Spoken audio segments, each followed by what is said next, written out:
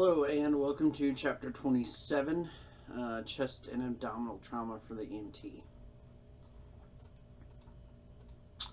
So we're going to talk about chest injuries and abdominal injuries.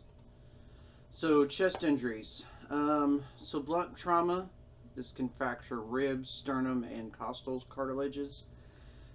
Compression is when severe blunt trauma causes the chest to rapidly compress. With blunt trauma, you can have various things like a baseball bat hitting the steering wheel in a NVC. You can have just lots of different things that can go into blunt trauma. Penetrating objects, bullets, knives, pieces of metal, glass, steel rods, pipes, other objects. These can all damage the internal organs and impair the respiration. Okay, so closed chest injuries. This is a flail chest, and it occurs when you have a fracture of 2 or more ribs in 2 or more places. Okay, so this flail segment right here. So what'll happen is when the patient breathes, that flail segment will actually, depending on what they're doing, if they're exhaling or inhaling, it will go down and up, opposite the rest of the chest. Because remember, we have that negative pressure inside, and we have that positive pressure when we breathe out, and we have that negative pressure when we breathe in. So it moves in and out because of that. Opposite of what the rest of the chest is doing. Okay, so inspiration, it moves in. Expiration, it moves out. And we call that paradoxical movement. So talked about this. It's paradoxical motion is that movement of the flail segment that's opposite to the movement of the remainder of the chest. So when we do a patient assessment on these patients, mechanism of injury capable of causing injury, difficulty breathing, hypoxia, pain at the injury site, likely signs of shock and hypoxia, and then we've got chest wall muscle contraction. Patient care. So assessment for life threats, administer oxygen, and if the patient is breathing inadequately, we're gonna assist with ventilation. Follow local protocols regarding the use of non-invasive positive pressure ventilations, and monitor the patient carefully. Watch respiratory rate and depth. So for these patients, we're also going to on this like flail segment type thing. Let's go back here.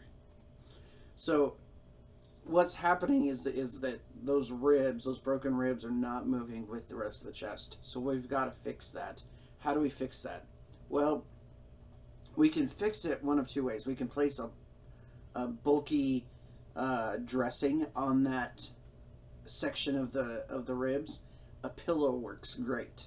Okay, so you just take that pillow and you slap it down, you tighten it, you tape it real tight around the chest, and what that does is it allows everything to kind of splint, and when you splint it, that paradoxical motion kind of goes away, and because now you've splinted those bones back together essentially. So bulky dressing, pillow works wonders. Alright, so open chest injuries. It's difficult to tell what is injured from the entrance wound. We can't, we don't want to stick our fingers in there to try and figure out. We know the anatomy of the chest, so we can kind of figure out what's going on in the chest to tell us, well, did it hit the heart? Did it not hit the heart? And we can see where our patient is as well. So assume all wounds are life-threatening. Open wounds allow air into the chest. It sets an imbalance in pressure and causes the lung to collapse. A sucking chest wound, this is when the chest cavity is open to the atmosphere, may or may not have a sucking sound, and the patient may be gasping for air.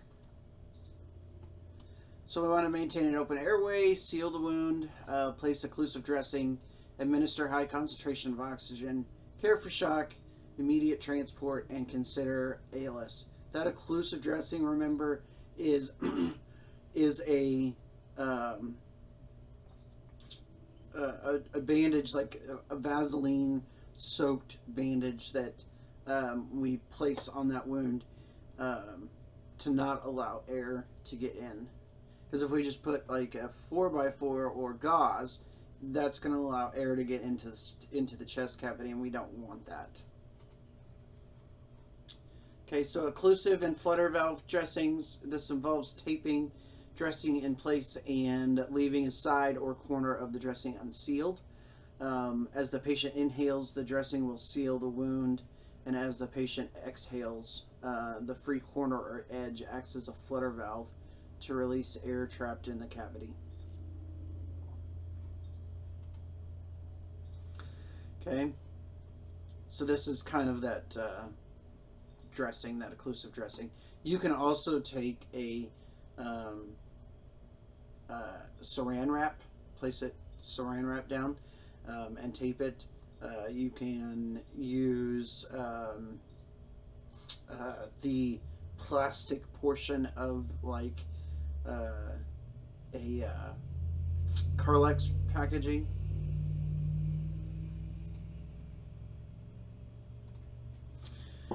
So, things to think about. Does the patient's chest injury need to be treated during the primary assessment? Yes. Okay. This is a problem that needs to be fixed. This is a life-threatening problem.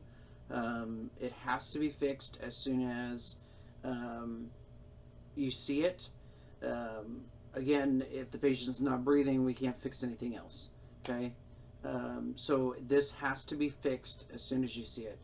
And it can be just as simple as placing your hand over the wound while you finish your primary assessment, finish your ABCs, and then getting a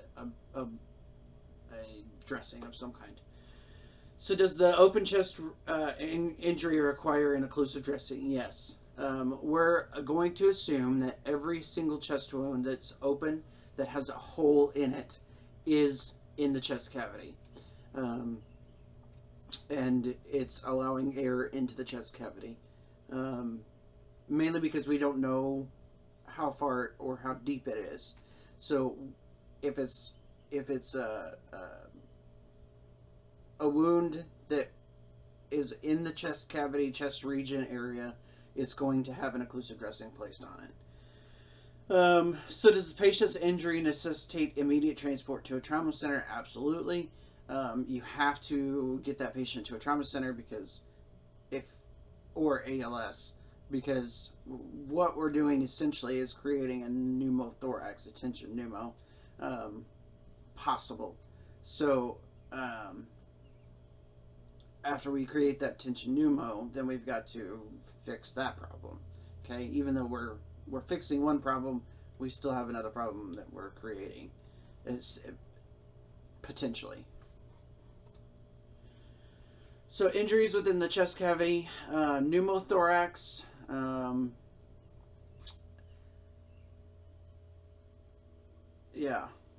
hemothorax and a hemopneumothorax, traumatic asphyxia, cardiac tamponade, aortic injury, and dissection. So a pneumothorax and tension pneumothorax. A pneumothorax is when the air enters the chest cavity, possibly causing the lung to collapse. A tension pneumo is a type of pneumothorax where air that has entered the chest cavity is prevented from escaping. So remember what I just said about the occlusive dressing and the sucking chest wound type deal? So if we place that occlusive dressing on, there's air that has been entered into the chest, and now that we've placed a dressing over it, we have potentially created a tension pneumo because we're preventing that air to escape from the chest. Okay, so air enters the chest cavity through a puncture in the chest wall, and it can cause the collapse of that lung and impair the breathing. Okay. Patients typically have diminished or absent lung sounds on the affected side. So a hemo and a hemopneumothorax. A hemothorax is when the chest cavity fills with blood, and a hemopneumo is when the chest cavity fills with both blood and air. Okay, so all the way over here to the left, we have just a regular pneumothorax. Okay, so air is entering the chest cavity from some type of puncture into the lung. Okay, so all of this is air causing that, because it can't escape, it's causing the lung to collapse and get smaller so it can't fill. Okay. A hemothorax, so we've got some type of hole on the outside of the chest cavity that has created blood essentially to enter into the hemothorax, because remember what happens when you have a gunshot wound or stabbing or anything that breaks tissue. You're going to have blood. Okay. So a hemopneumo is when you have blood and air. Okay, you've got blood that's entered the chest cavity as well as air. Traumatic asphyxia. This is the sudden compression of chest, forcing blood out of organs and rupturing the blood vessels. Neck and face are darker color than the rest of the body, and may cause bulging eyes, distended neck veins, broken blood vessels in the face.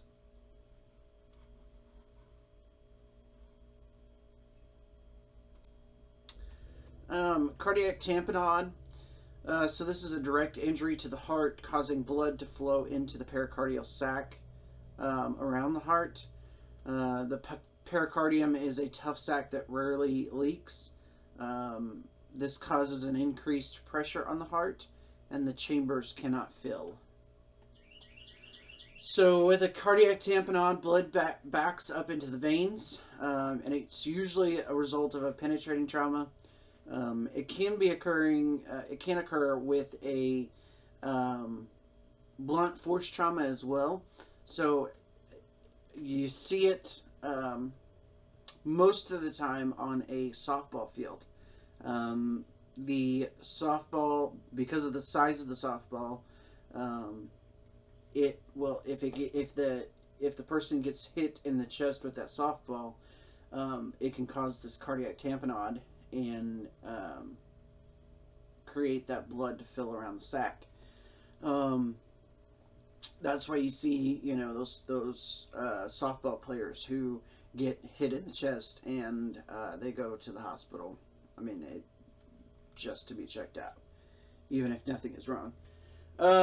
It's usually distended neck veins. This is a late sign, and what you're looking for is your carotid arteries, your right here, your jugulars are distended out. Again, it's a late sign. You're not going to see it. You can really only see it if your patient is at a 45-degree angle and not laying down. Because if you have a patient who is laying down, then sometimes you can just see them when anybody's laying down. So shock and narrowed pulse pressures are also associated with cardiac tamponade. Aortic injury and dissection. So the aorta is the largest blood vessel in the body. Remember, the ascending aorta and then the descending aorta that comes from the left ventricle, and it pumps all that blood through the body and out. So it's that main vessel in the middle of the body that pumps the blood to where it needs to go throughout the body.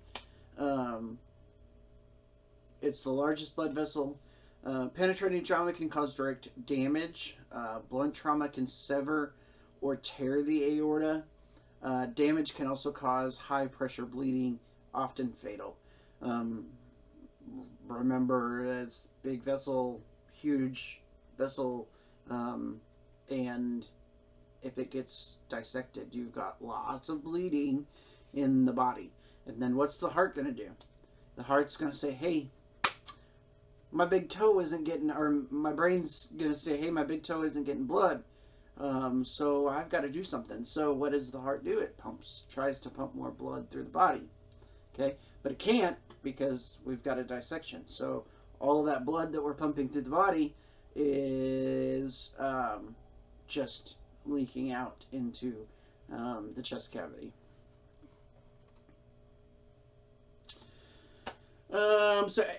Patient complains of pain in the chest, abdomen, or back. Signs of shock. Differences in pulse or blood pressure between right and left arms, or differences in pulse between arms and the legs themselves. We call this pulsus paradoxus, where they're different in the right and left arm. Commotio cordis. It's an uncommon condition. It's trauma to the chest when the heart is vulnerable. If untreated, the patient will go into ventricular fibrillation. We treat like the ventricular fibrillation patient with CPR and defibrillation. Alright, so let's watch this video.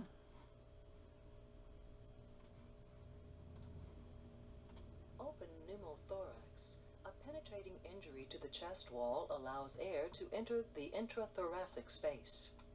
The loss of negative intrapleural pressure allows the lung to collapse, and ventilation of the lung is decreased. In addition, hemorrhage from the injury can accumulate in the thoracic cavity, resulting in hemothorax. Blood loss into one side of the thorax can be significant, as much as 1,500 milliliters, enough to result in the development of shock.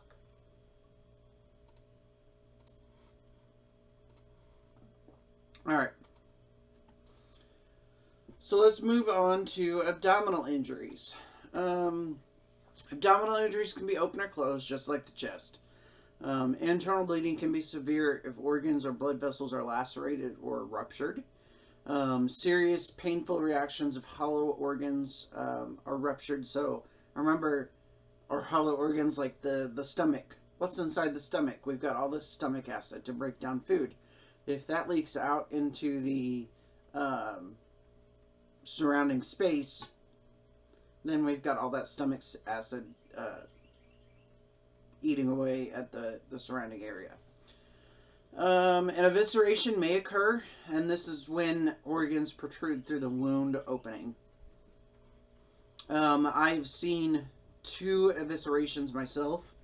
I've had one patient who was hit by, it was a pedestrian, and he was hit by a vehicle walking across the highway.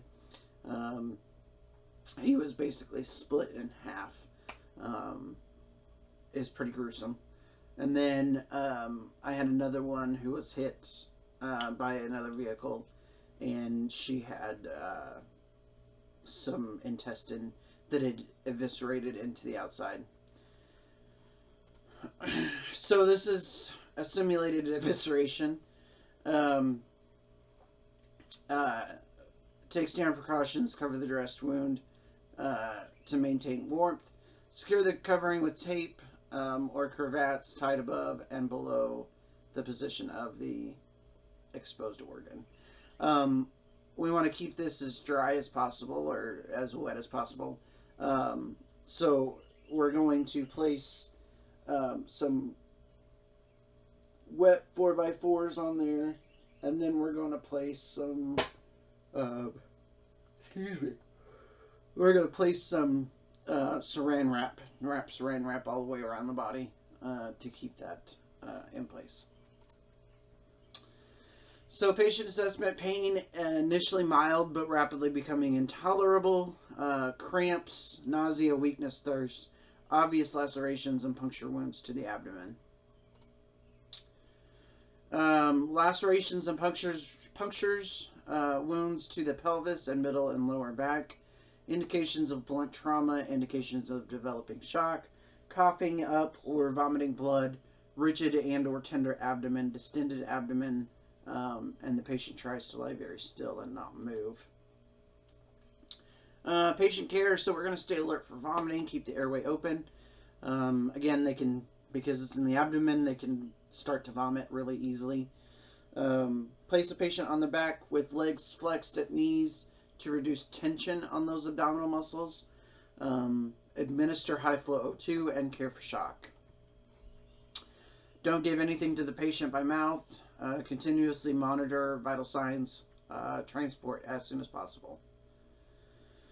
So additional steps: we're going to control external bleeding, dress all wounds, do not touch or replace eviscerated organs. So again, we're going to apply that sterile dressing moistened with sterile saline over the wound site and then place a saran wrap over them. For a large evisceration, maintain warmth by placing layers of bulky dressing over the occlusive dressing, and do not remove any impaled object. Okay. Stabilize with bulky dressings, bandaged in place.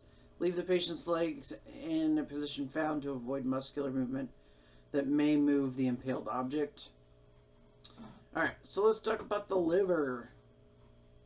Let's watch this video. The liver is the largest solid organ in the body and is highly vulnerable to blunt and penetrating injury. Due to its significant vascular supply, profound hemorrhage and death from hemorrhagic shock is possible from blunt and penetrating trauma. Injuries can range from simple to severe and include simple subcapsular hematomas to expanding hematomas to lacerations to fractures to complete avulsion from the hepatic artery.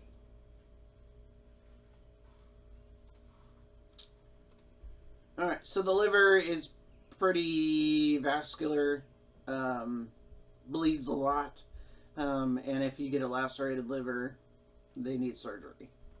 Okay? Alright, so chapter review. So an open chest wound or abdominal wound is considered to be one that penetrates not only the skin, but the chest and the abdominal wall to expose internal organs. Open chest and abdominal wounds are life-threatening, and for an open chest or abdominal wound, apply an occlusive dressing. For both open and closed injuries, take appropriate standard precautions. Note that the mechanism of injury, protect your patient's airway and breathing, administer high flow O2, and treat for shock and transport. Flail chest is characterized by that paradoxical movement. If the patient is unable to adequately breathe, assist the patient with ventilations. Seal an open chest wound with an occlusive dressing taped on 3 sides, or in some other manner, so that it acts as a one-way valve, allowing air out of the chest but not in. Alternatively, you can use a commercial device such as an Asherman chest seal with a one-way valve to relieve pressure. Monitor the patient for changes and be prepared to manually relieve any pressure in the chest. Closed chest wounds are sometimes difficult to distinguish or may occur together. Assess the patient, including breath sounds, and maintain ventilation, oxygen, and perfusion. So patient who collapses in cardiac arrest after a force to the center of the chest should receive CPR and defibrillation like any other arrest from a cardiac cause. Again, you see in the movies where they do that whole thumping of the chest. I was actually taught that When I first went through medical school, it was a cardiac thump for a cardiac tamponade. That's not how we do it anymore, because we can actually cause more damage. So, if a patient develops signs of attention pneumo, arrange immediately for ALS intercept or transport promptly to a facility that can treat this injury. When solid abdominal organs are injured, life-threatening amounts of blood loss can occur. When hollow abdominal organs are injured, their contents spill into the abdominal cavity, causing irritation. Blunt trauma, penetrating trauma, and compression are mechanisms that can injure the chest and abdomen. Open or closed pertains to the integrity of the chest or abdominal wall after injury. Seal open chest wounds to prevent air from entering the chest cavity. Closed chest and abdominal wounds bear a high risk for underlying organ system damage and internal bleeding. Use the mechanism of injury and patient assessment to recognize your signs and symptoms of shock. EMTs should learn signs and symptoms and treat procedures for specific chest and abdominal injuries. All right, so again, these questions I'm not going to go through them. I'm not going to answer them, but these are questions that I want you to kind of think about as you finish out your reading. You finish out the rest of the lecture, and finish out the rest of this lesson. So, is the patient's breathing adequate, inadequate, or absent? Is the patient displaying signs of shock? Is there an open wound in the chest that needs to be sealed? Is the patient displaying signs of attention pneumo? Or is there an open wound in the abdomen that needs to be dressed and covered? Okay. So you are caring for a patient who is shot in the chest with a nail gun. You applied an occlusive dressing around the wound. The patient is suddenly deteriorating. He is having extreme difficulty breathing and his color has worsened. So breath sounds have become almost totally absent on the side with the impaled nail. What complication might you suspect is causing his worsening condition, and how could this be corrected? So what do you think? He's got an impaled nail. So there's air getting into the chest. Okay. So we could probably think of a pneumothorax. All right. So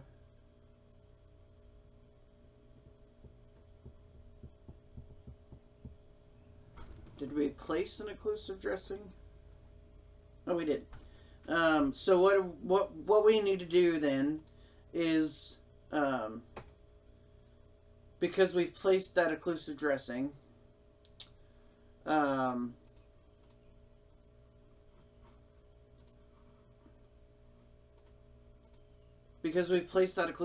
we need to, we're causing air to not be able to escape.